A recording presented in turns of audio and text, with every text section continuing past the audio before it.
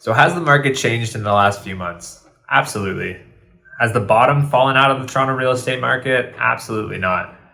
I'm Davis Mulholland with Mulholland & Ross Real Estate Team. Today I'll be providing you with a greater perspective on today's home prices, where they've been in the past, and where they might be heading to in the future. So today we're focusing on detached properties in the city of Toronto. It is important to note that different property types, price points, and neighborhoods are performing slightly differently.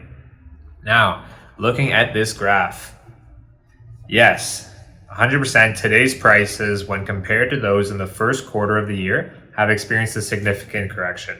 We experienced a frenzy during the spring that saw historically low inventory, concerns of raising rates, and a perfect storm for unsustainable price growth. So at this point in time, if we look at this graph, most neighborhoods are actually seeing prices the same as September of last year, so only 12 months.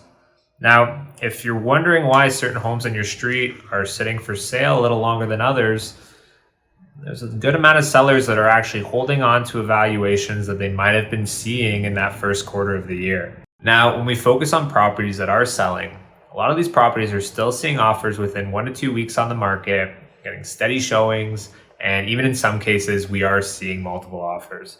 So even from personal experience on our team, in the last 14 days, we've had 2 properties that have seen over 20 showings in the first 5 days before seeing multiple offers. So again, neighborhoods, property types, price points, these all vary. And if you are considering a move, it obviously deserves a more detailed conversation. So where do prices go from here? Do we see a big rebound in prices after that summer of downward pressure, or do we see a continuation of that trend? It depends. So we're seeing rising mortgage rates really take a big bite out of the new buyers' lending capacity. So that's very real. And we're also seeing a central bank that has made it clear that they'll continue to raise rates to combat inflation. And we also have inflation increasing the cost of living, building supplies, etc. So those are developments we're obviously all keeping a close eye on. In closing, however, after the last year or so, it's very important to remember that very few of us purchase real estate in plans to hold on to it for 2 months and then sell it for a high profit. It is normal for values to fluctuate over time, over the time you live in your home. When we zoom out to the 3-year, 5-year, 10-year mark, Toronto real estate continues to be highly desirable.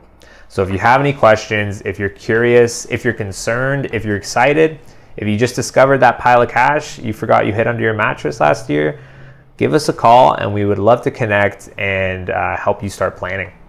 It's Davis Mulholland with the Mulholland & Ross Real Estate Team, and we will see you again soon.